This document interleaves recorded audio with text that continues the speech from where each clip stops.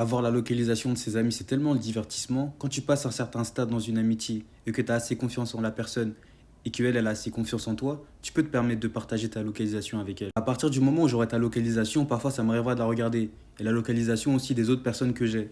Dehors, c'est chaud, il y a trop de fous. Tous les jours, il y a des enlèvements. Du coup, je vais regarder la localisation des personnes que j'ai pour voir si tout le monde est à sa place, comme si c'était mes mini-sims. Carrément, il y en a, ça fait partie de leur routine, regarder la localisation de leur famille ou de leurs amis. C'est là où tu vois les menteurs, quand tu as prévu quelque chose avec ton pote et qui dit ouais, il arrive dans 5 minutes. Et tu sais pertinemment qu'il ment parce qu'il a toujours pas bougé de chez lui. Tu prépares une sortie avec ton pote ou un membre de ta famille et tu lui demandes s'il est à la maison. Alors que tu sais déjà, tu as regardé sa localisation. On a tous une personne avec laquelle on partage sa localisation qui fait des quêtes secondaires. Elle a des endroits, tu l'as jamais vu là-bas. Tu te demandes ce qu'elle fait là-bas. Comment ça se fait, t'es au milieu de la forêt ou tu te retrouves au milieu de l'eau?